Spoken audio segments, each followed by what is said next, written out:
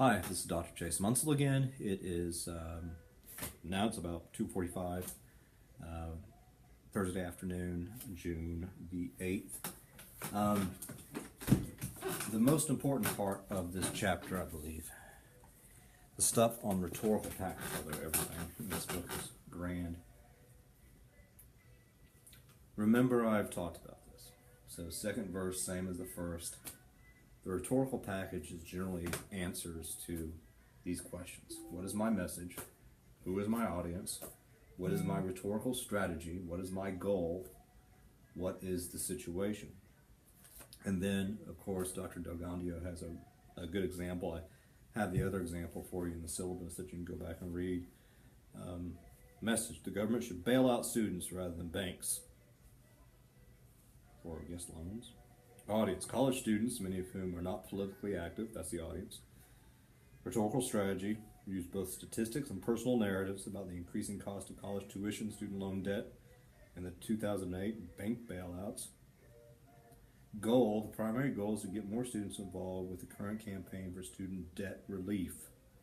The goal is supported by two smaller goals: getting students to sign a petition and to sign up for the next organizational meeting. Situation: a teach-in lasting 1.5 hours. So again, for your two big sort of assignments, message, I don't know, audience, people on YouTube.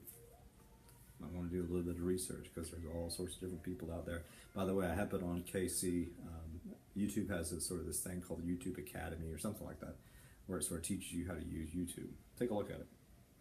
What's your rhetorical strategy? I don't know, depends on you. What's your goal? Well, it depends on you. But what's the situation? First, the situation is a YouTube speech that lasts 2 to 3 minutes. It's really short. You can make it a little bit longer, but you don't want it too long because why? People have short attention spans. And they don't, if they're not knocked off their socks in like the first 30 seconds, they're gone. And then for the second thing, what's the situation? Letter to the editor, to the state, or to this periodical, or to whatever. The rest is obviously up to you. So again, this is the rhetorical question, rhetorical package, not the rhetorical question, rhetorical package.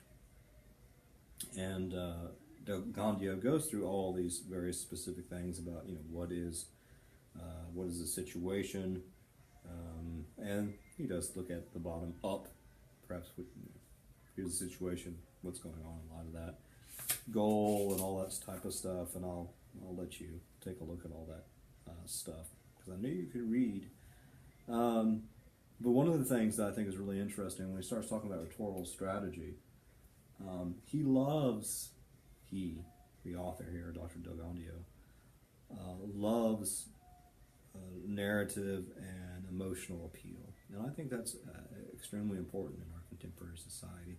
We still need to have the facts and the figures and all that type of stuff, but we want to, particularly in a social media setting like YouTube, we want to motivate people. We want to make people feel. And part of that is telling stories about people who are suffering, and this is the things that we need to do. So there's lots of stuff that you can do here, and again, it all depends. This is not a science. It all depends on you, tube. So you got to think about what do you think is the best in light of your topic. You can, have logical arguments. You can show a document. Well, not in this situation. Personal footage video. Well, that's sort of what you're doing. Juxtapose shocking images. No, you're not having a political poetry night. But could you put some, slamming things? Play music. You want music in your stuff? I don't know. Analogies, metaphors, government reports, all these different things that you could possibly do. Humor, satire. I do think, you got to be careful with this, but I do think in our social media context, people are attracted to things that are sort of funny, but also make a point. I think that's in part why memes are so popular. These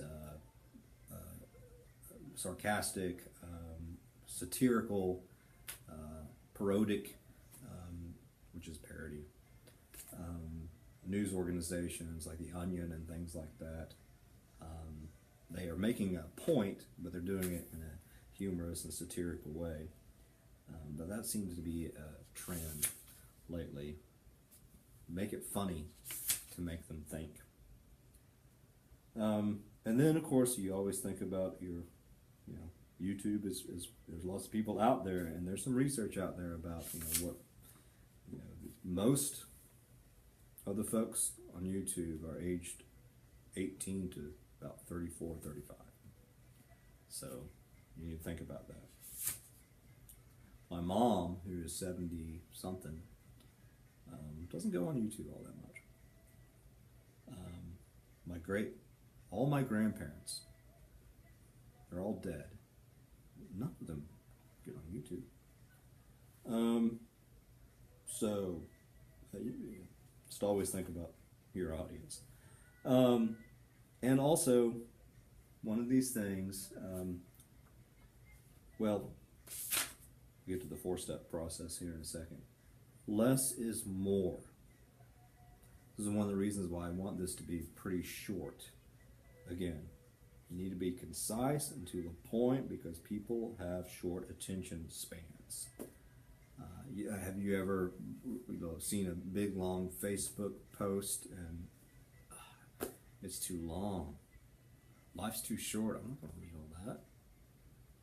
That's why we have again the little sound bites, all the various little titles that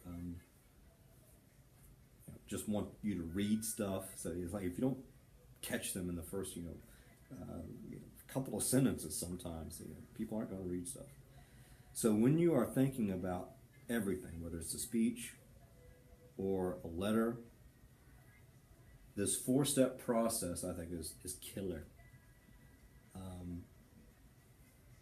Here's some things to think about. Articulate your message in one clear sentence, which goes back to generally a thesis. Explain your message either to yourself or to others in one solid paragraph. Be prepared for extended conversation. Now, can you have conversation on YouTube? Sure. You make it public or private, people can like you, right? It all sort of depends. Turn your message into a catchy soundbite. That's important for both the letter. I'm not and the speech. I'm not asking you to have a slogan per se, but we live in a world of sound bites where things have to be catchy. That's the world we live in.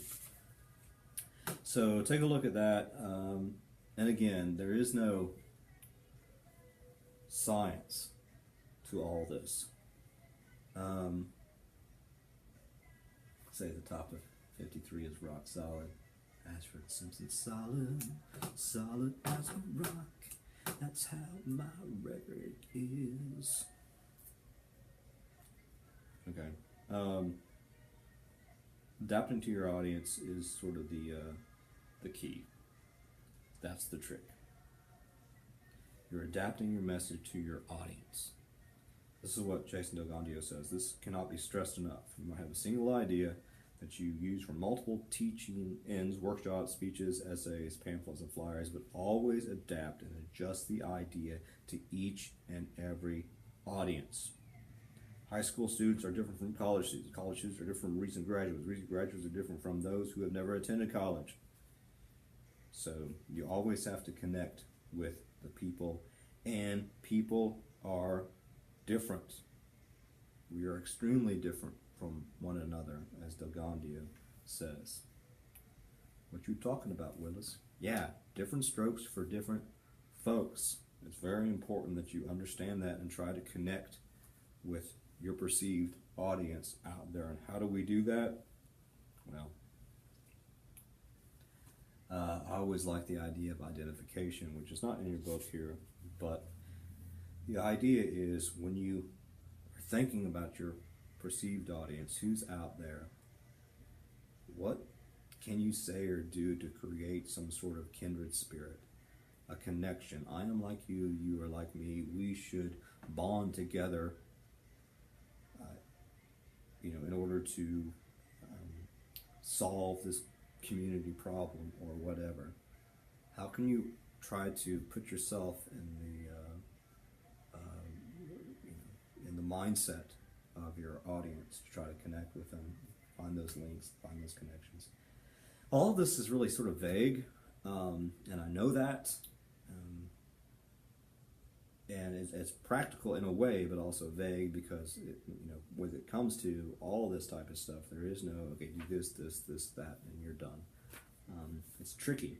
That's why rhetoric is an art and not a science. So I will have more information for you that I'll put on KC, but hopefully, if anything else, this gets you through this second chapter. I think it's a really good chapter. Very important stuff as you consider your own communication and your own rhetoric and how you will think in terms of your rhetorical package. I'm going to leave it there.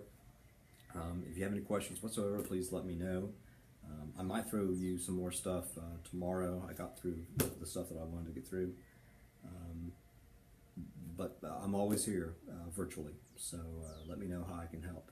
Again, if you watch this before Sunday, what I'm expecting from you by the end of the day Sunday, and I say 5 p.m., make sure that you've done all the threads, that is, responded to both of my prompts and responded to at least one other person per prompt, that you have tweeted at least 3 times, and I want that first journal entry by Sunday 5 p.m., which again, just one journal entry, one per week, about one type page, talking about 400, 450 words or so. You can make it up to 475, 500 if you want to. That does all the stuff that we've already talked about when we talked about the whole everyday activism, self-reflection, thinking about your own personal lifestyle. Okay, take care. Have a great weekend. Go team.